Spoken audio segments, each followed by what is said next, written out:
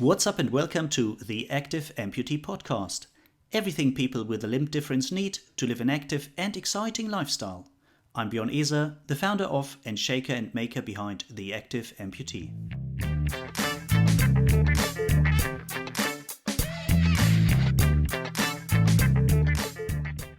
And you're listening to episode number 42, and the guest on today's show is Sydney Marshburn from the US. If you listen to all the things Sydney has done, if you listen to all the initiatives Sydney has been involved in, and if you listen to all the things Sydney has given back to the limb loss and limb difference community, you won't believe that she's rather new to the life as an amputee. So please welcome Sydney from the US.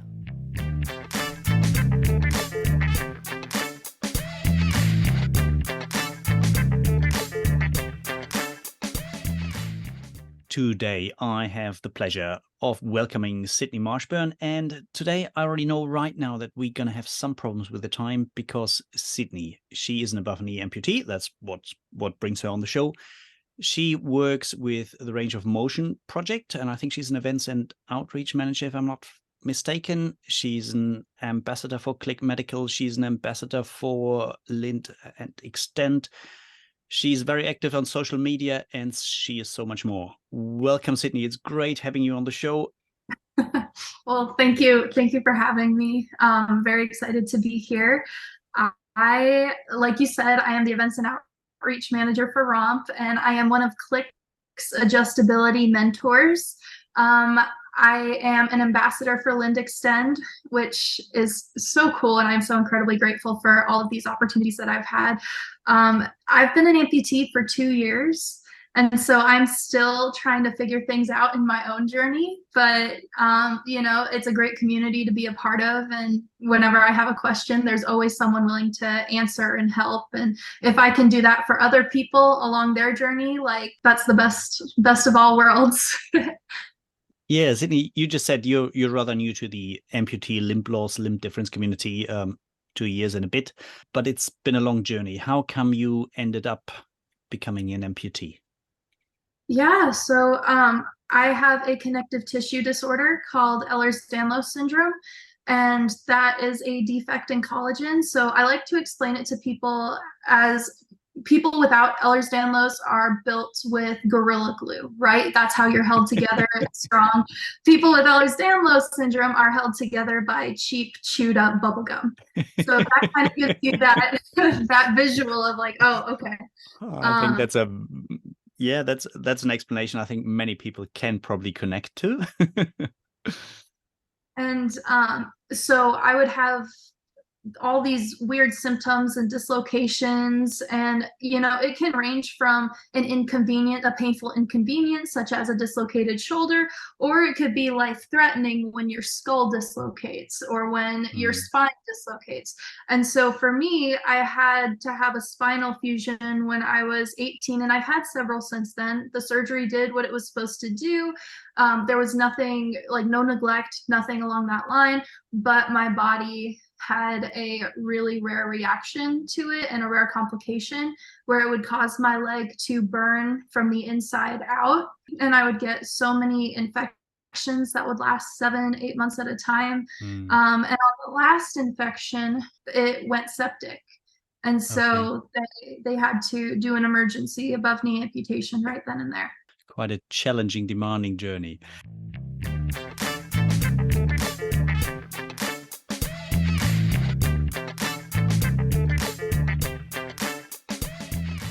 We had the chance to talk over the last, a couple of months or several times. And in our last chat together with Lou and some others from Click Medical, you mentioned almost in a side sentence, you said a couple of years ago, briefly after your amputation, so when other people still battle with coming to terms what happened to them, you said, I heard of that gravel bike race, 35, 37 miles, somewhere out in the back.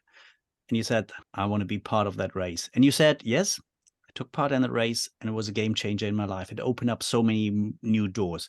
Tell us a bit more about that race. Tell me, how did you end up so briefly after your amputation being part of such an amazing race? And what are the doors it opened up for you?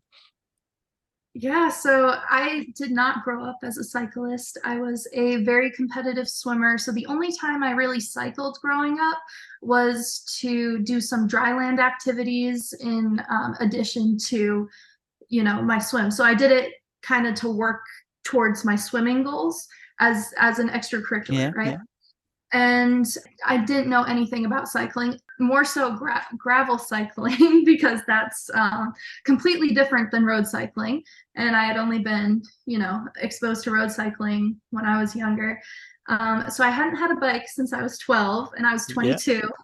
And my prosthetist wanted me to check out Click Medical because at that point I was getting the adjustable technology on my socket, and he wanted me to understand like how it works, what it is, that kind of thing. And so I saw when I went to research Click Medical that they were sponsoring the gravel cycling race in Steamboat Springs.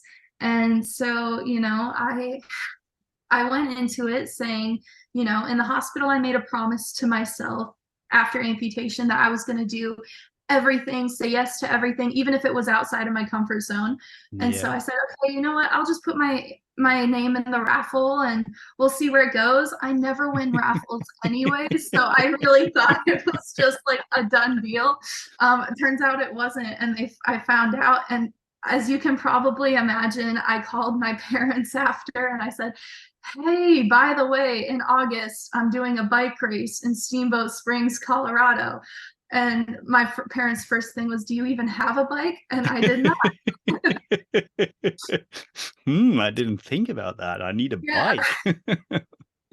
So, and there were so many prosthetic issues throughout the thing. They thought I was going to have to train and do the race with one leg, and it was 37 miles in the Rocky Mountains. I was coming from a place in Tennessee that was so flat. So my campus at my college was the most quote unquote disability friendly campus in the entire state because it was so flat.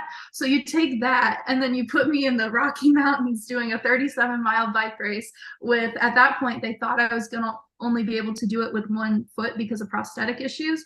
It was challenging, and there were a lot of just signs from the universe that told me I should not be doing this. Like, I'm crazy. What am I thinking? I am so glad I did, because everything since that race, like, I owe my career to it. I owe the relationships I've been able to cultivate to that race. And so I'm so incredibly grateful. And that was the first year that specific race had a para category. So they were trying it out to see how many people, if there was even any interest for para athletes, and there was. And I was so proud to be part of that group, and showing people that, hey, people with disabilities, we can do races, we're capable, right? And so I think when I crossed the finish line of the race, it was like I was filled with all these emotions. I was so overwhelmed and just grateful, and because that was the first time I felt capable of something Yeah.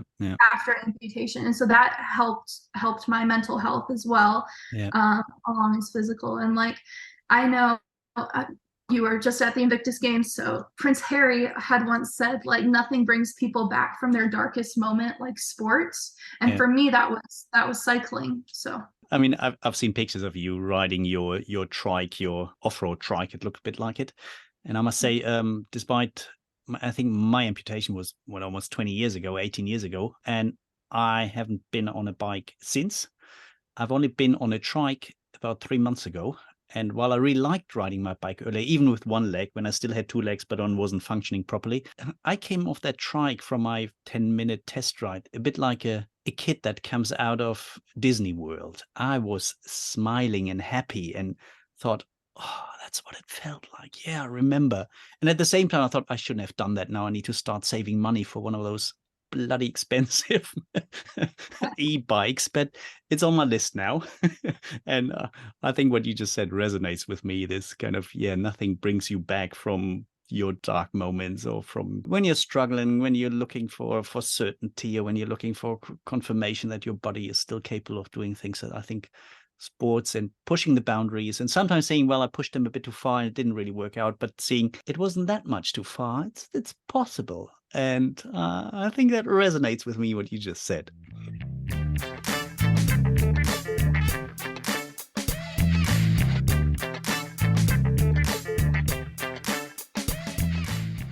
So that was back 2 years ago. So a gravel bike race, and you said that opens new doors, and your whole career basically evolved out of this 37-mile cross-country gravel bike, Rocky Mountains, out in the dust and the sweat, and this race, which the first time had a para category. So you said your whole career developed out of that. What is your career now? Yeah, so my full-time job is with the Range of Motion Project, and I am their events and outreach manager. I actually was introduced to ROMP through Click Medical, actually. So at the time, Jen Howland, the VP of marketing from Click, was on our board of directors. And so when they were hiring this position, she reached out to me and said, I think you'd be really great for this position. You should try to apply. And I did, and the rest is history. But like, you know, becoming so close with the Click ladies and the Click group in general has opened so many doors for me. And, you know, they've been so supportive of my journey, and, you know, anything I can do to help them help others has been so rewarding. So I became one of their mentors. I mean, ROMP is one of those organizations which I must say I'm in awe. And if there would be this great big Atlantic between us, I think I would like to get engaged with them a bit more. And several people from ROMP have been on the podcast or have been portrayed on the blog.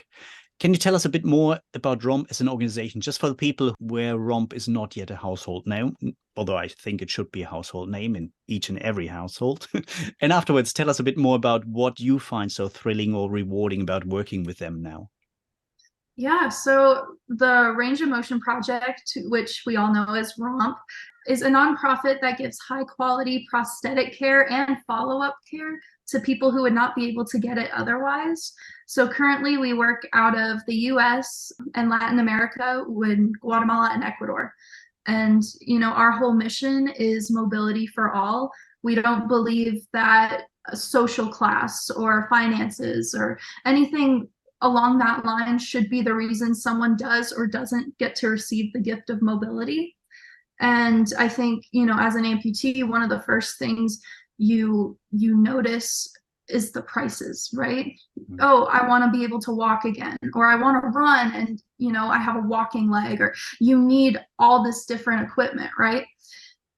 It's very daunting.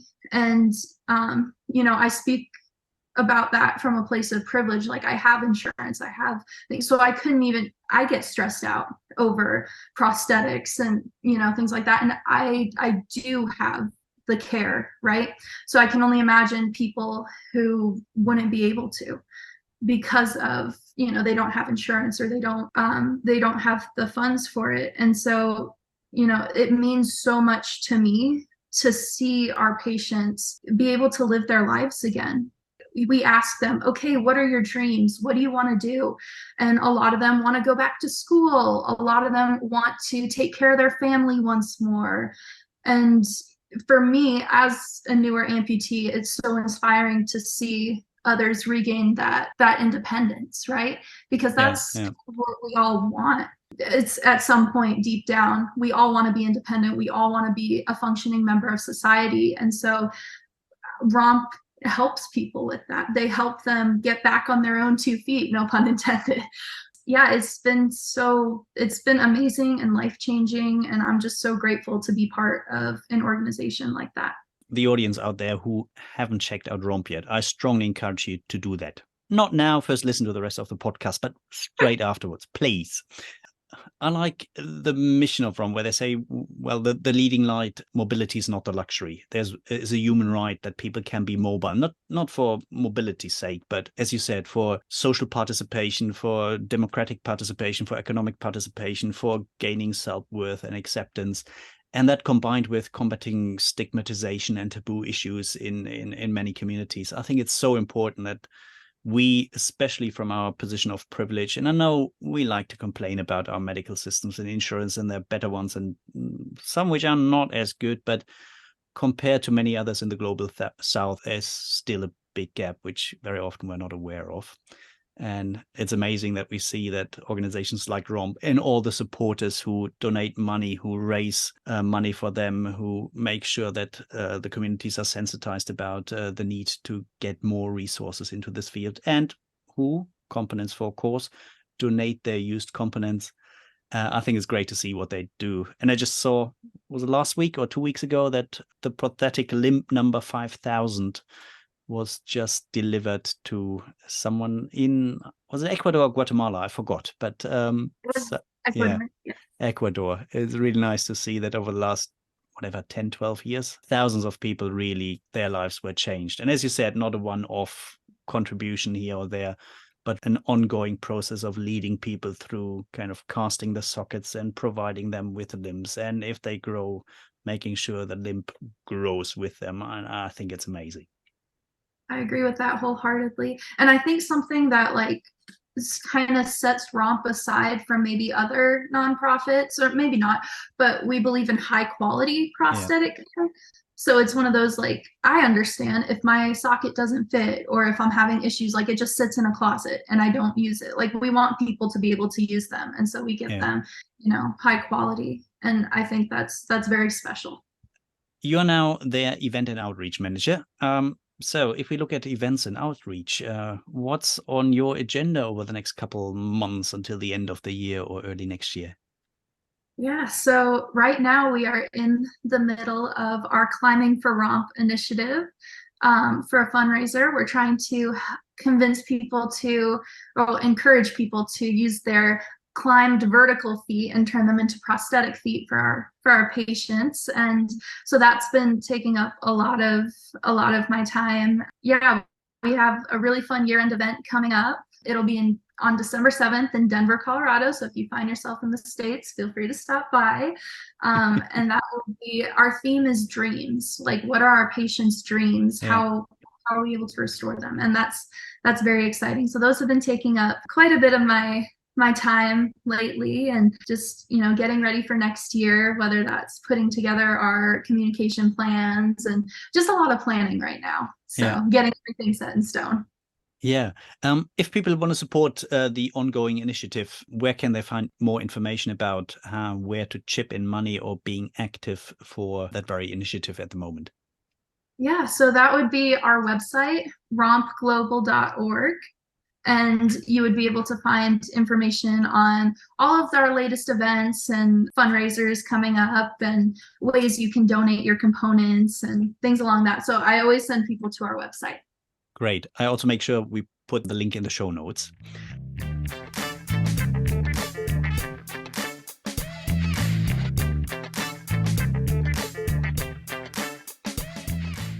Sydney, now let's probably broaden our horizon a bit. We talked about you as a person. We talked about your current field of engagement in your organization, either full-time as your day job, or we say, well, I'm also being involved in others.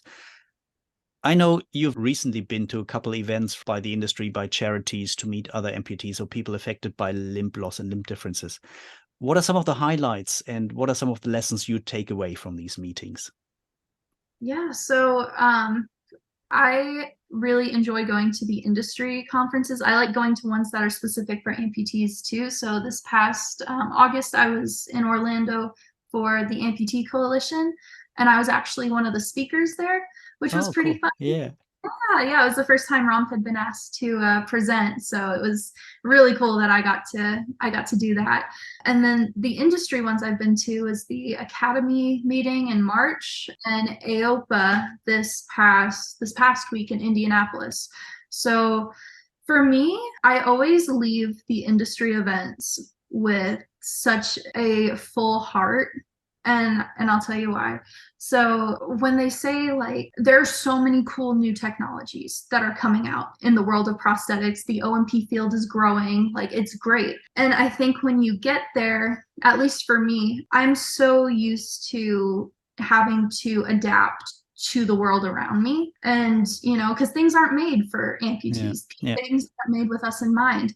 And so when you go to those kind of conferences and you see people who maybe aren't even directly affected by limb loss, right? They have all four limbs there, and they are so passionate about making the lives of people with limb loss better.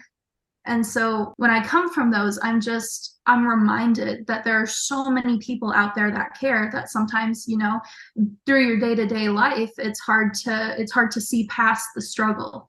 I get so much out of those. And then at like amputee events, just to see how the community grows with each other, how the rapport they build up, it's not awkward. You know, I think when you're in a room with maybe people who don't share that loss of a limb, it can sometimes be kind of get awkward sometimes, you know, they don't know what to say, you don't know what to say. And so I think when you go to an event where there are other amputees, like you can just look at each other and be like, oh yeah, I get it.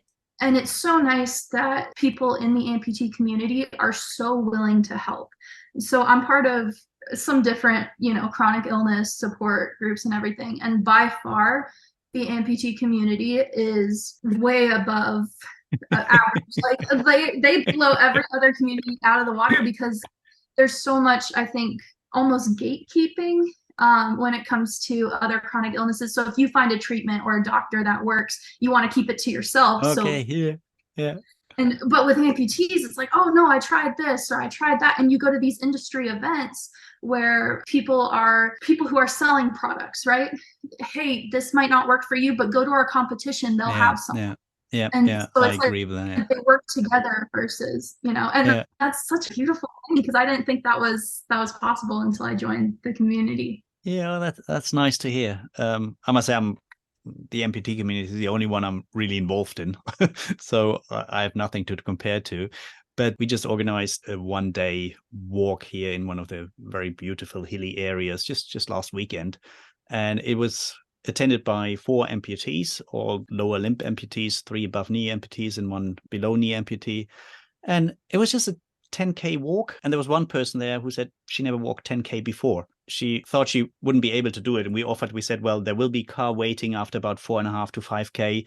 And so there will be drinks and refreshments. And so if someone says either I'm really that's not my thing, it's too long or it's too exhausting, or the path wasn't really an easy one. It was kind of a muddy path through the woods. And so we already thought at least 1, maybe 2 people would leave the group there. And the person who came there with the car said, no worries, I'll go back empty-handed.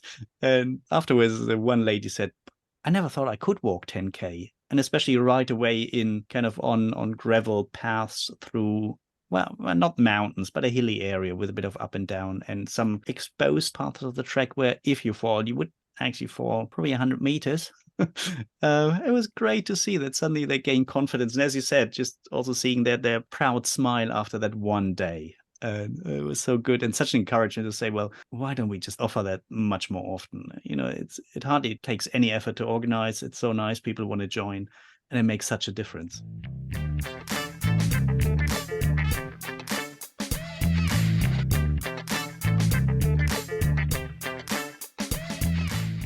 Sydney, you said you see that even with the industry and where people are really willing to share, and where even companies who obviously want to sell something say, well, we're not sure our product is the right thing for you. Why don't you check out this company or this user or this technician?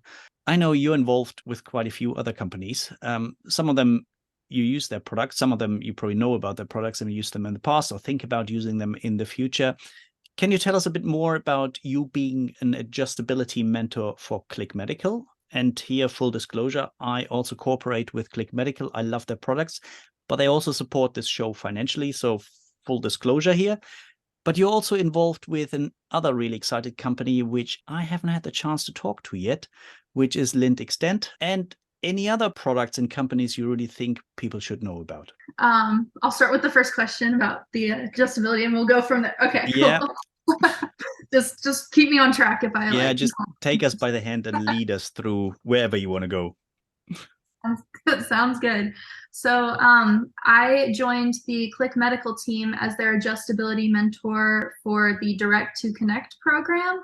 I joined them late January of this year. And so how it works is people will go on the Click Medical website and decide to either send an inquiry to me or to our other mentor, Lou Figueroa. We'll get the request and we'll either call them or email them. And sometimes people just want to have someone to talk, to listen, to understand. Yeah. And other times people want to know, okay, well, I want to get their adjustability on my socket. How do I do this? Do I need special physical therapy? Or, I need to switch prosthetists because I really want this, but my prosthetist says no. And no case is the same. And I really do like that because, I'm not giving just regular template of answers to questions. It's like, hey, I really want to get to know this person. Yeah. I want to hear their story. And that's been such a reward for me. Before I even joined the Click team, I was visiting patients in hospitals locally to see just how they were doing, check up, show them that, their life's not over. And so with Click Medical, as their mentor, I get to do that, but I get to expand. So people in different countries or people in different states that I wouldn't be able to connect with otherwise. Yeah. That's been amazing. So amazing. Yeah. And, just telling them how, like, the gift of adjustability, how much of a difference it makes. I was very lucky that I went straight into a socket in 2022. My first socket had the adjustability. So that's all I know. And then, their new technology came out for it. And so I love having that freedom. I love being able to, do what I want and be active and not worry about, okay, how many extra ply socks do I have to pack or, things along that line. It just makes it easier. And I think you mentioned earlier kind of that there's these great developments in terms of new research and development. And I think we have this focus on kind of all the high-tech microprocessor needs and probably very soon artificially influenced microprocessor walking computer, so to speak. But with that, very often we forget that if your socket isn't good, you can't actually use them. And I mean, it's a make it or break it point. If the connection between your body and whatever high-tech gadget you have is not up for the job, or it's not comfortable, or is not the fit isn't good enough, then all the money spent on the high-tech equipment actually is not the best investment. And so, as you said, having the chance for at least trying adjustable sockets or some way of, having different days where you can choose between probably a pretty tight fit for some high-level activity, and then saying, well, tomorrow I need a bit more the couch potato mode and I go for comfort and not for a tight fit. And being able to do that without, as you said, adding yet another sock or another pad which you kind of glue yourself into your socket or going to and from your prosthetist, I think is so important, at least having the chance to try it. And some say it works great for me. Some others say, well, I have days when it works and other days when I think I'm fine without it. And others probably say, no, for me, skin suction, whatever is all I need. But that these things are out there.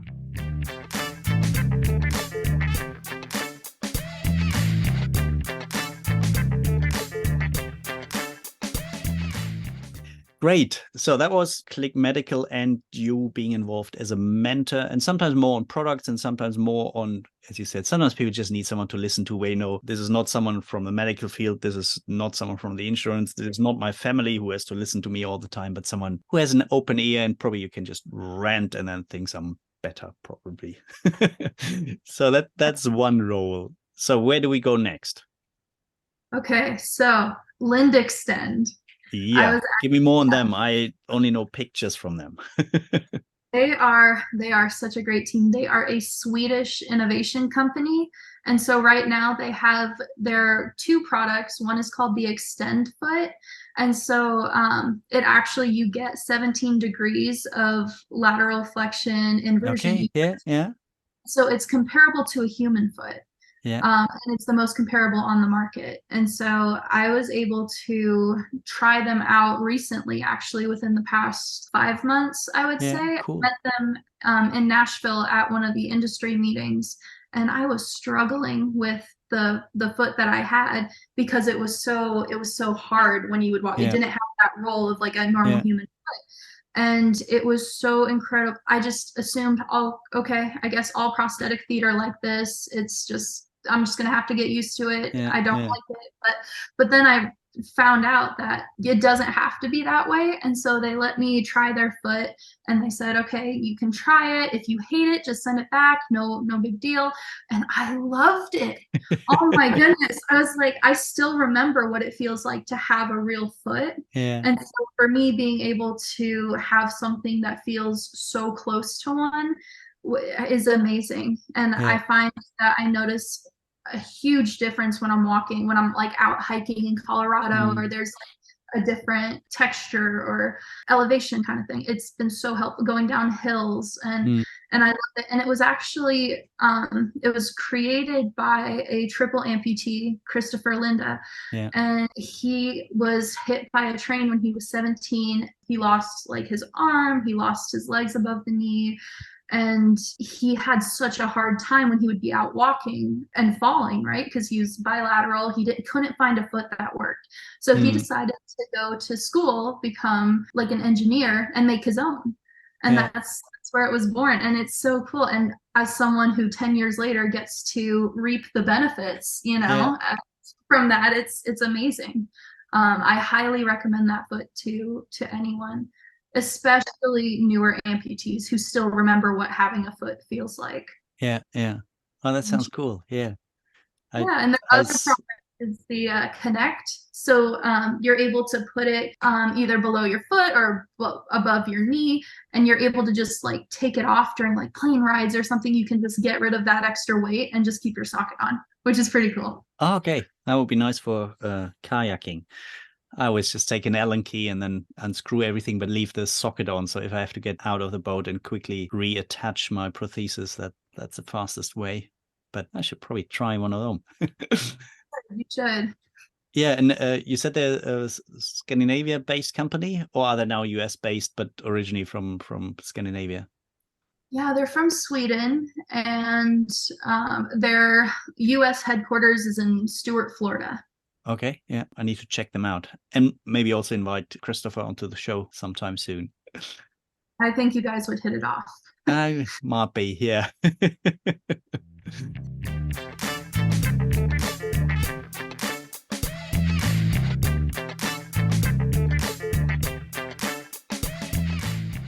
Great. Sydney, it's been a real pleasure talking with you. I know you're so active and there would be so many other topics we could talk about, but I strongly encourage people to follow you on wherever they can find you. And for me, I mean, my source of information about you is normally Instagram. I must admit, I'm otherwise not so active on social media.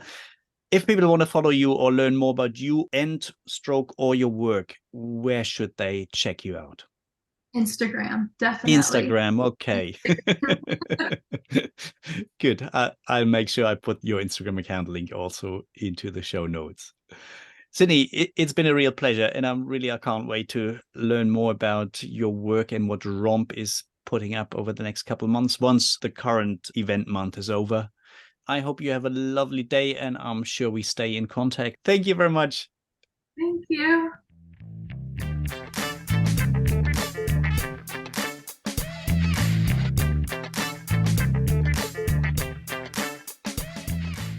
I hope you enjoyed the show. Make sure to hit the subscribe button so you don't miss any of the new episodes. And I would really appreciate it if you leave me a rating on iTunes, Stitcher, Spotify, or wherever you listen to your podcasts. If you want to learn more about the Active Amputee, make sure to head over to www.theactiveamputee.org, where you find hundreds of articles from amputees for amputees. Articles filled with inspiration, information, and encouragement to be active and live a rewarding life. I see you all again for the next episode. Until then, all the best. This is Bjorn from The Active Amputee.